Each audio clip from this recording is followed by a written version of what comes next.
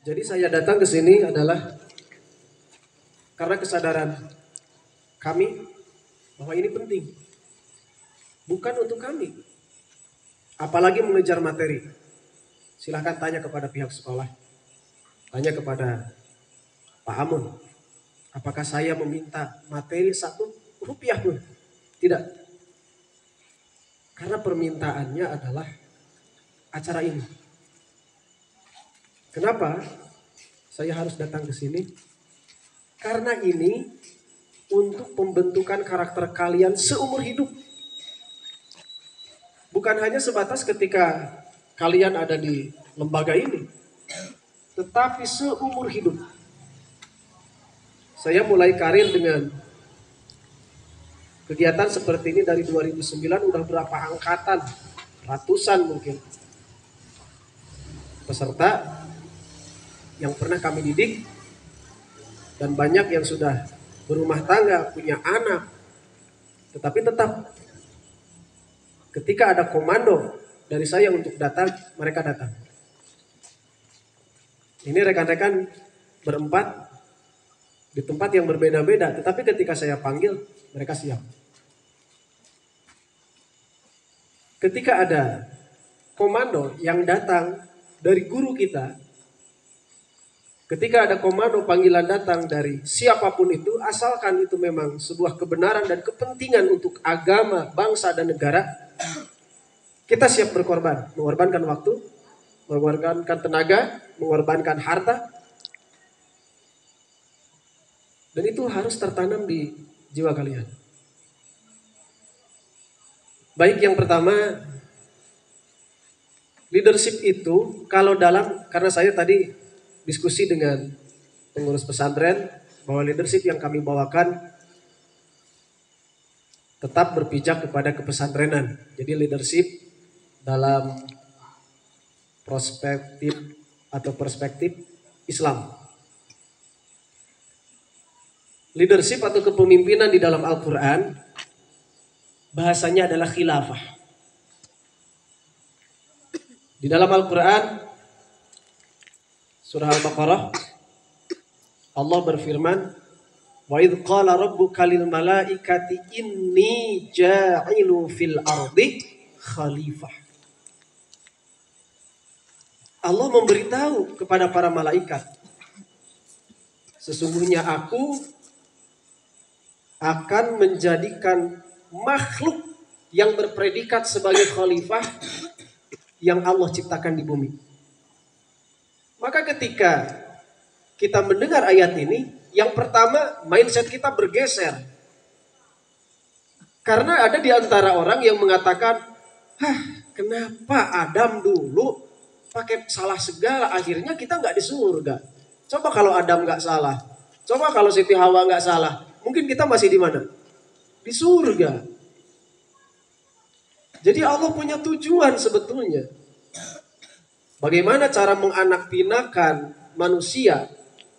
Allah ciptakan bumi dan Allah katakan kepada para malaikat, aku akan menjadikan khalifah di muka bumi.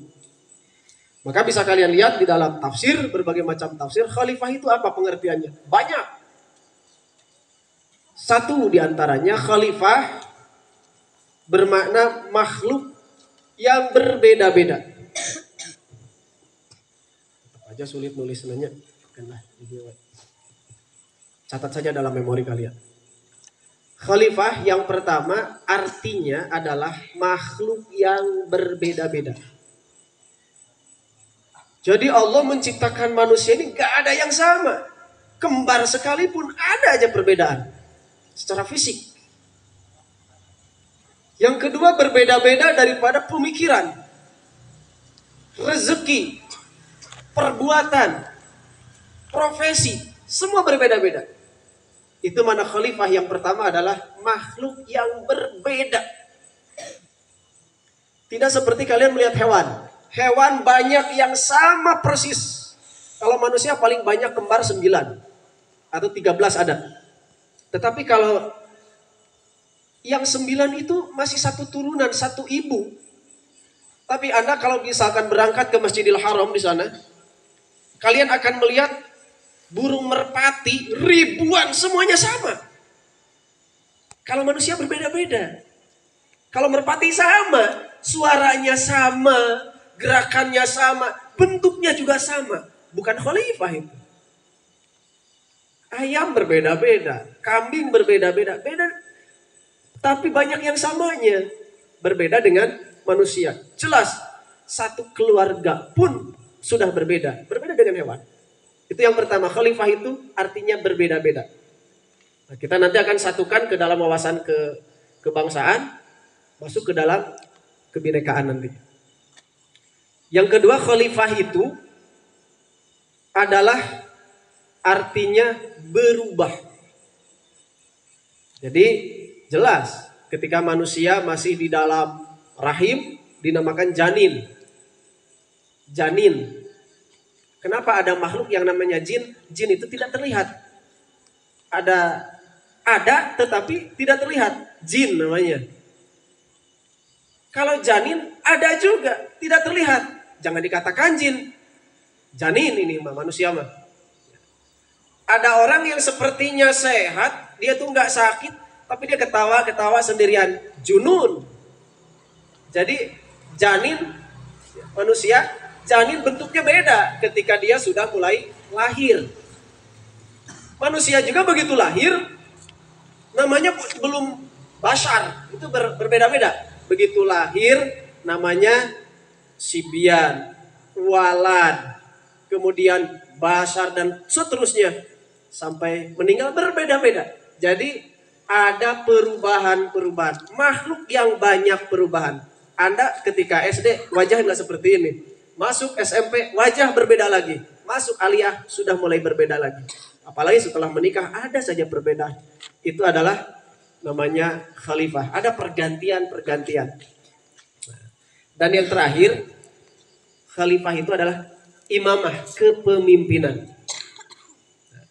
Jadi Allah menciptakan kita adalah untuk menjadi pemimpin.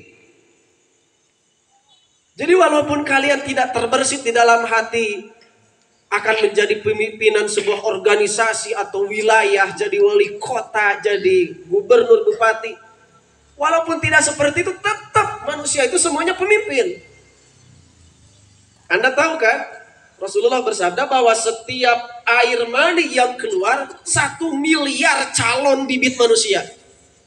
Dan kita ini di antara yang 1 miliar yang berhasil kita hidup. Yang lahir di sini.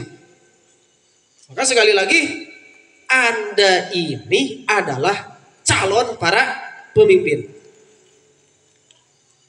Nah, ketika kita sebagai calon pemimpin, maka kita harus memiliki kriteria bagaimana pemimpin yang benar.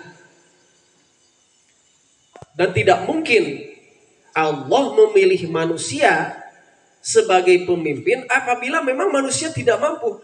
Allah tidak akan memberikan tugas kepada siapapun kecuali hal tersebut mampu kita pikul. Bentuk apapun kepemimpinan itu. Rasul bersabda, kullukum ra'in wa kullukum mas'ulun an ra'iyati. Semua jadi pemimpin. Semua menjadi pengembala. Ketika ada suatu desa, suatu negeri, cuma 1 orang, itu nggak usah ada aturan, nggak usah ada pemimpin. Tetapi kalau 2 orang harus ada aturan, 3 orang harus mulai ada pemimpin. Di sekolah ini muridnya banyak. Harus ada yang diangkat menjadi pemimpin. Dan di setiap pribadi seseorang pun itu jelas harus menjadi dan memiliki kepemimpinan. Maka inilah yang dimaksud dengan khalifah, khilafah atau leadership atau kepemimpinan. Nah, apa saja yang harus dimiliki oleh seorang pemimpin? Kita lihat dalam ayat yang tadi. Setelah Allah memberikan tugas, memberitahukan bahwa manusia harus menjadi pemimpin, maka Allah katakan di dalam ayat selanjutnya, wa 'allama Adamal asma'a kullaha. Syarat pertama menjadi seorang khalifah adalah berilmu. Harus punya ilmu. Wa 'allama, Allah berikan kemampuan untuk berpikir.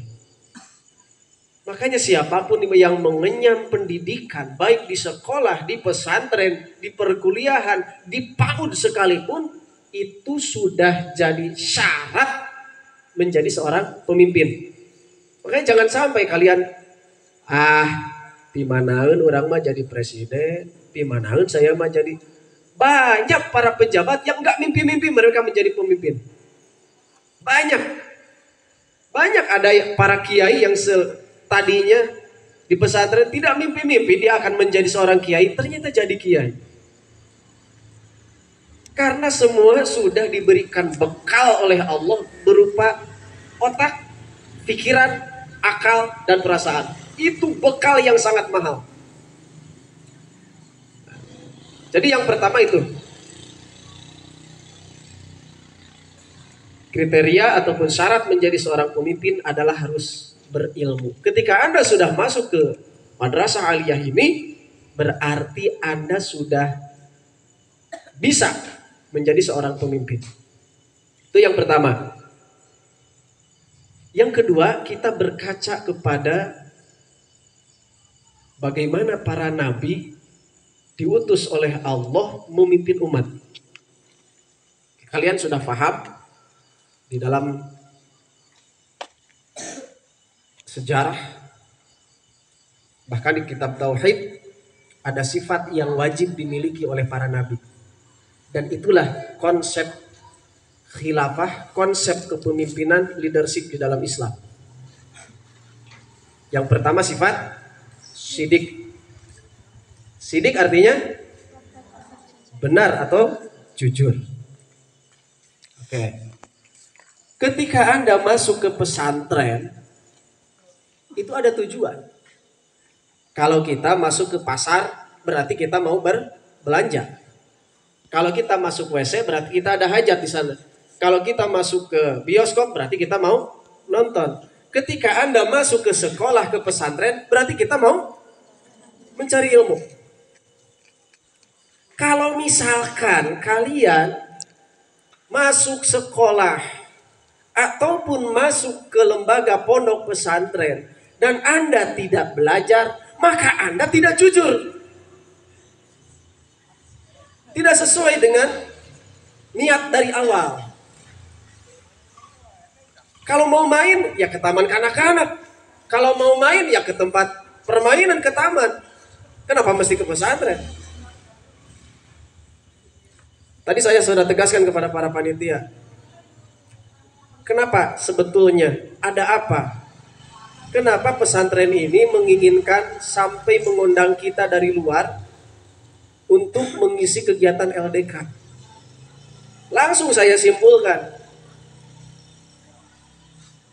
Karena guru-guru kalian sering dikecewakan oleh kalian.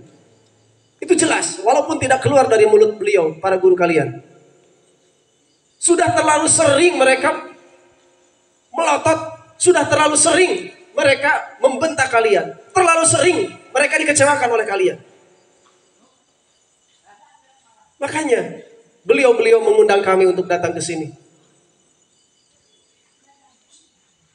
Dalam kitab taklim, kalian tentu mengkaji kitab taklim muta'alim. Dalam bab warok,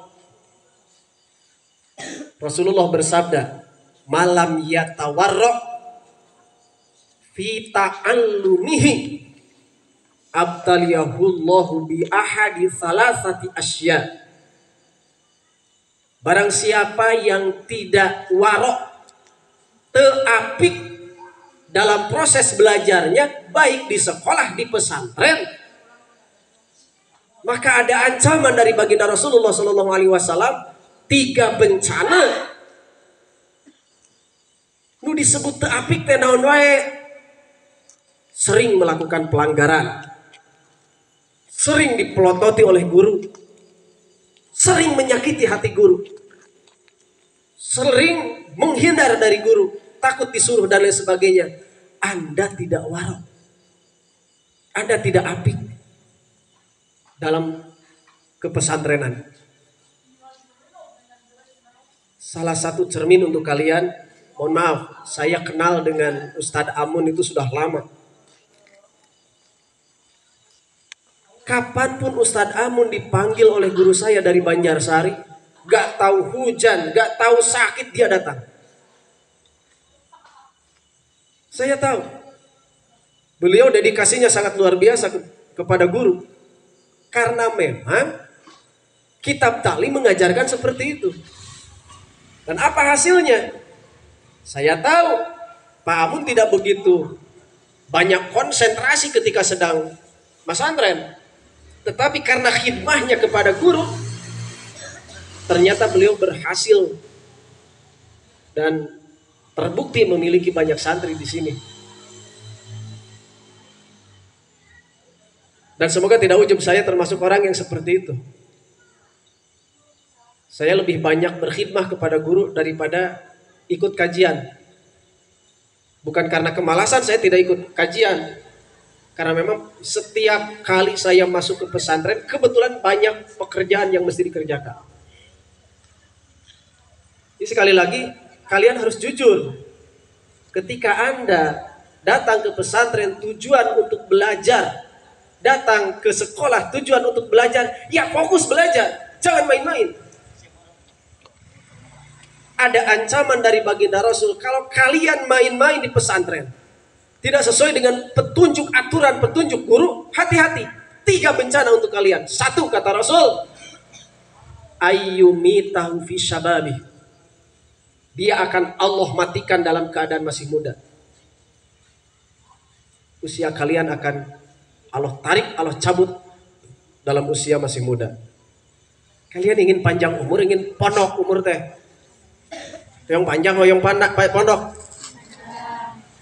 Maka jangan sekali-kali kalian melanggar aturan dari pesantren.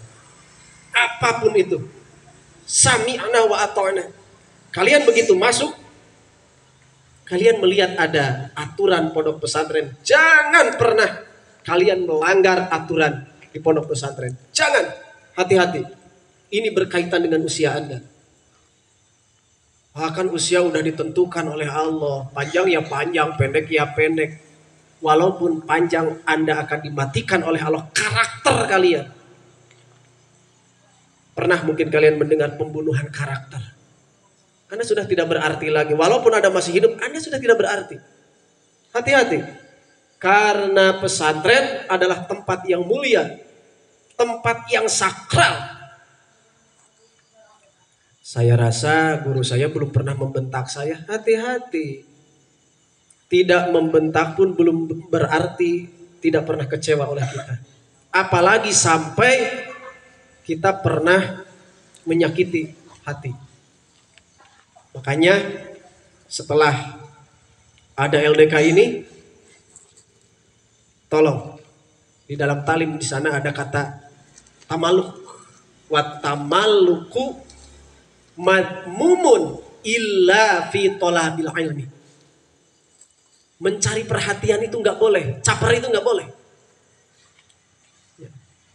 Hayang kapake kusaha midi eleukeun, hayang katinggali geulis ku si Aa, hayang katempo kaset ku si Neng. Nggak boleh, tercela, santri nggak boleh seperti itu. Tetapi bigoiri ilmin, tetapi dalam tolabul ilmi, tamaluk itu justru dianjurkan.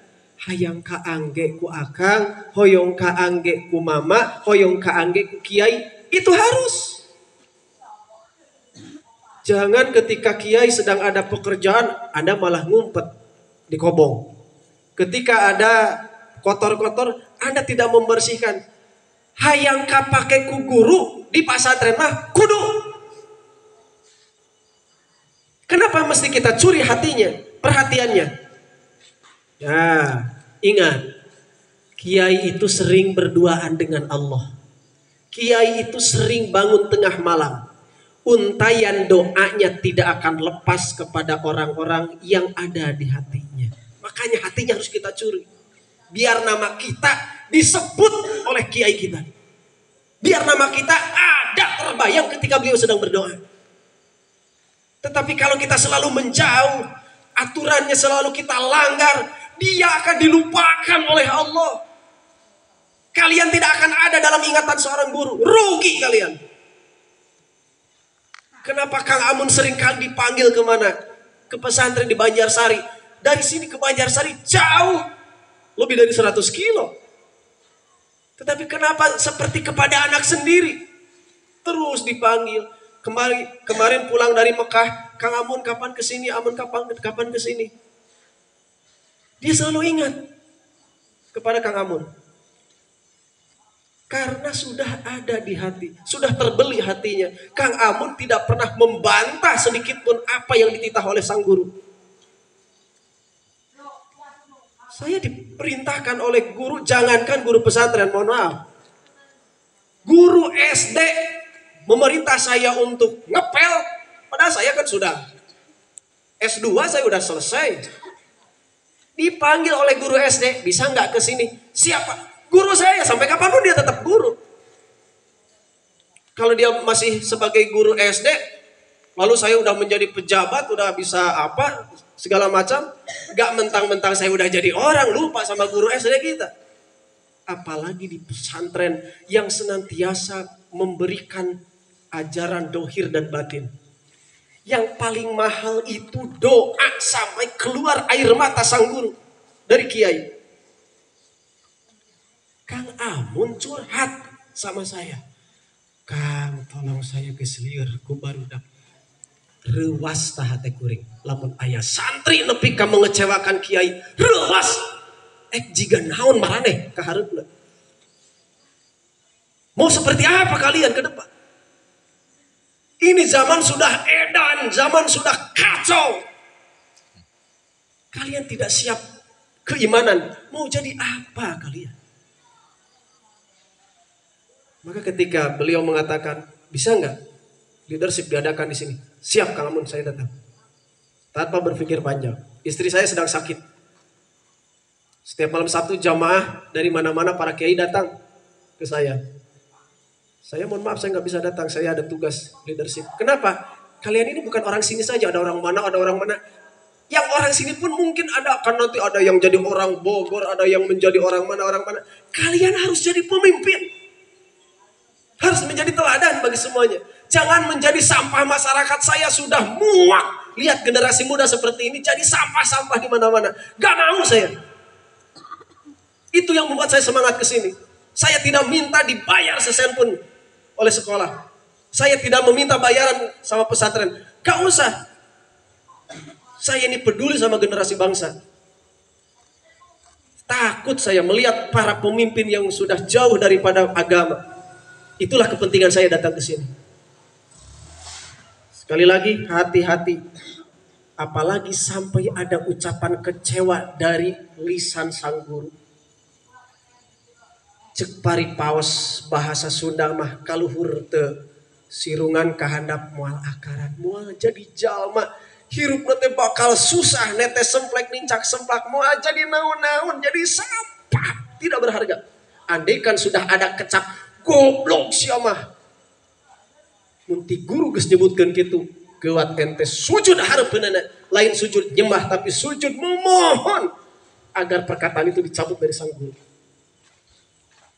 Saya tahu di pesantren ini Kang Amun itu orang yang strength. Kenapa? Ya karena pengalaman beliau harus seperti itu. Dan tanggung jawab beliau sangat besar. Dari sesepuh, dari kiai. Yang kedua, kata baginda Rasul, kalau tidak mati masih muda, hati-hati ada yang kedua. Apa yang kedua? Dia akan mukim, dia akan hidup di lingkungan orang-orang yang bodoh. Jadi hati-hati. Kalau kalian di pesantren nakal, jam ngaji belum ngaji, jam sekolah selalu terlambat. Hati-hati nih, ini lingkungan pesantren, lingkungan kiai, lingkungan ustadz. Orang-orang yang dekat dengan Allah.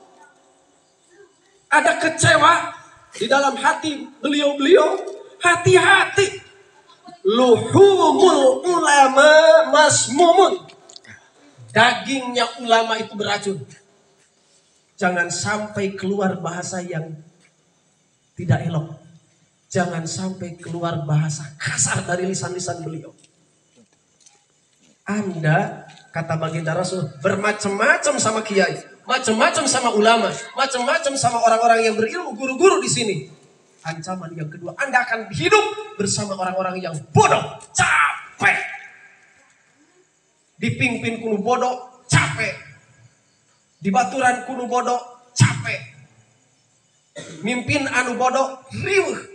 Itu resiko gara-gara kita gak mau nurut sama pemimpin kita. Kalau kita nurut, nanti kita pulang ke masyarakat, Anda akan diturut oleh masyarakat.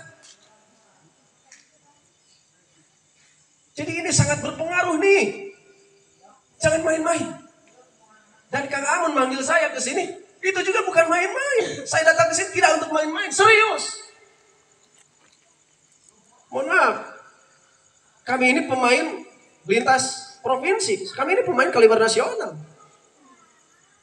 Saya pembicara tetap di Batalion Rider 323. Tentara saja saya bentak. Komandan batalion juga saya bentak. Apalagi kalian. Kenapa saya berani kepada TNI? Bukan saya tidak hormat. Saya sangat hormat kepada TNI. Tetapi kalau misalkan penyampaian hak, kata baginda Rasul, katakan hak walaupun pahit. Resiko apapun, saya ditangkap, saya dipenjara, saya ditembak, siap. Tetapi karena TNI suka dengan ketegasan, berulang kali saya kerasi, berulang kali saya carekan, tetap saja saya disuruh untuk berbicara di hadapan mereka. Karena yang saya bicarakan benar. Berpatokan kepada kebenaran. Jadi paham? Yang pertama, resiko kalau kita tidak turut kepada aturan, tidak turut sama kiai, mengecewakan kiai. Yang pertama apa? Usianya masih mati dalam keadaan masih muda. Yang kedua, didiamkan, dimukimkan oleh Allah di tempat orang-orang yang bodoh. Mau pilih nomor berapa? 1 apa 2?